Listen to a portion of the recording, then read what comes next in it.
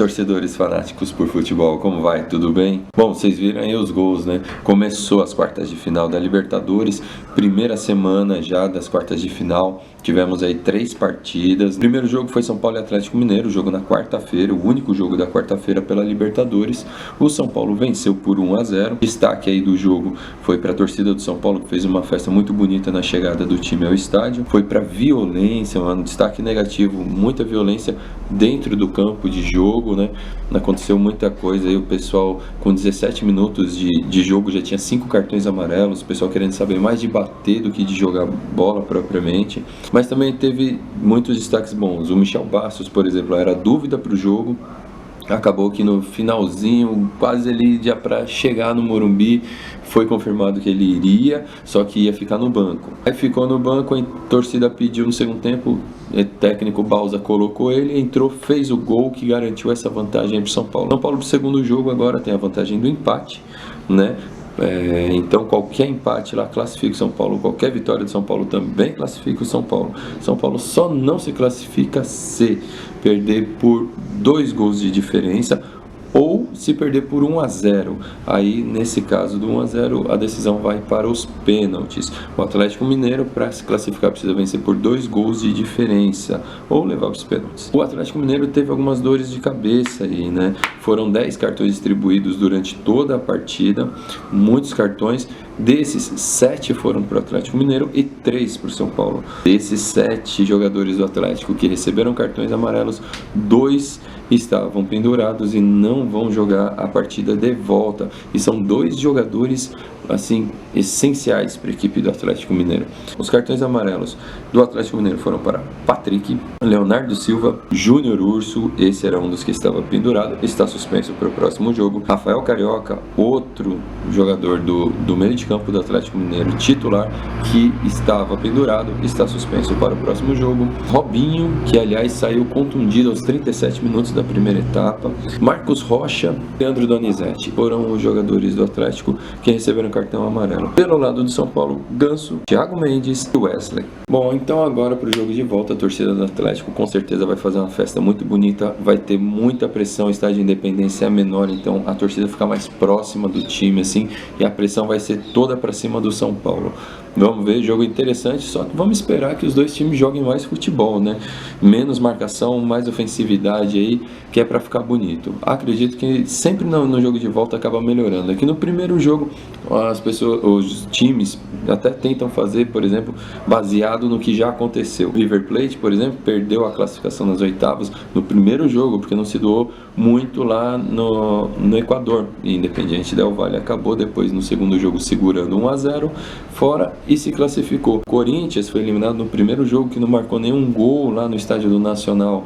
O que aconteceu? No segundo jogo, 2-2, mesmo sem perder, o Corinthians acabou sendo eliminado. Isso é uma coisa que teve em comum nesses 3 primeiros jogos da Libertadores, das quartas de final. Todos os times que estavam em casa estavam tentando fazer o resultado em casa. E todos os times que jogaram fora de casa estavam tentando segurar o ímpeto do time da casa de qualquer maneira. Então por isso gerou muito aquele entroncamento ali no meio de campo, pessoal, muita marcação e pouca criatividade, não tinha muito espaço. As equipes estavam todas com esses propósitos. E agora para o jogo de volta, como já aconteceram resultados e vai ter time que precisa marcar, tem time que é só segurar, então aí já muda. Aí já começa a ir mais na vontade do que propriamente até na técnica. Esse foi o jogo São Paulo e Atlético Mineiro. E aconteceu uma coisa muito triste, lamentável lá no estádio do São Paulo. Caiu uma das grades lá de proteção do camarote, cerca de 20 pessoas que ficaram feridas, tem algumas internadas ainda, algumas que vão fazer cirurgia, teve gente que quebrou o braço, mas ninguém com risco de morte, graças a Deus. O estádio está com o anel inferior todo interditado, porém o São Paulo só volta a jogar pela Libertadores no Morumbi se passar pelo Atlético Mineiro, vai jogar só nas semifinais e provavelmente o segundo jogo. Então vai demorar um pouco, acho que dá tempo do São Paulo acertar isso aí. Jogo de ontem, da quinta-feira, dia 12 de maio, jogo das 19h30, foi Nacional do Uruguai e Boca Juniors no estádio Parque Central. Assim como o jogo São Paulo e Atlético Mineiro, Nacional e Boca também fizeram um jogo muito amarrado no Parque Central. Lembrou bastante o jogo do São Paulo com o Atlético Mineiro. As equipes pensando em marcar bastante, sem dar espaço, chegando com muita violência um no outro. Você vê que não era deslealdade, mas era chegando muito, muito forte, assim, com bastante faltas. E essas pequenas faltas acabam fazendo o jogo parar muito, deixa o jogo mais chato, mais truncado. Porém, chegou o segundo tempo. No segundo tempo, as duas equipes decidiram jogar um pouco mais de futebol e aí saíram 2 gols. O primeiro gol foi do Boca Juniors. O Nacional estava tentando pressionar e o Boca chegou e acabou fazendo gol com Frank Fabra, aos 25 minutos da segunda etapa, abriu o placar. Porém, 5 minutos depois, aos 30, Fernandes para o Nacional marcou o gol de empate. 1-1. Um registro aí, o Nico Lopes, que saiu contundido, né, uma baixa, e só tivemos, apesar de ser um jogo bem truncado, as faltas foram menos violentas do que no jogo São Paulo e Atlético, tanto que só tivemos 2 cartões amarelos, para o Tabó do Nacional e para o Fabra, autor do gol do Boca Juniors. Agora para o jogo de volta, para o Boca Juniors se classificar, o Boca Juniors vai jogar em casa. Se não sofrer gols, está classificado, porque um empate em 0-0 já classifica o Boca Juniors por ter marcado um gol fora de casa. Então o Boca Juniors se classifica se vencer por qualquer placar, se empatar em 0-0. Se o jogo ficar empatado em 1-1, a decisão da vaga vai para os pênaltis. Para o Nacional se classificar, o Nacional precisa vencer por qualquer placar, empatar em 2-2 ou mais gols, 2-2, 3-3, 4-4, 5-5, daí por diante, ou se empatar em 1-1, vai para os pênaltis. Essa é a situação desse confronto. Bom, e a terceira partida foi ontem, também quinta-feira, 12 de maio, às 21h45 que começou. O jogo era Rosário Central e Atlético Nacional. Rosário Central, que para muitos é o time que vem jogando o melhor futebol da Libertadores 2016, vem sendo apontado como um favorito ao título e ontem conseguiu um ótimo resultado. Venceu o Atlético Nacional por 1-0, Rosário Central jogando em casa. Mas jogando em casa, venceu e tal, não fez mais do que obrigação. Só que o Atlético Nacional não tinha uma invencibilidade já de várias partidas sem perder. O Atlético Nacional estava invicto na Libertadores.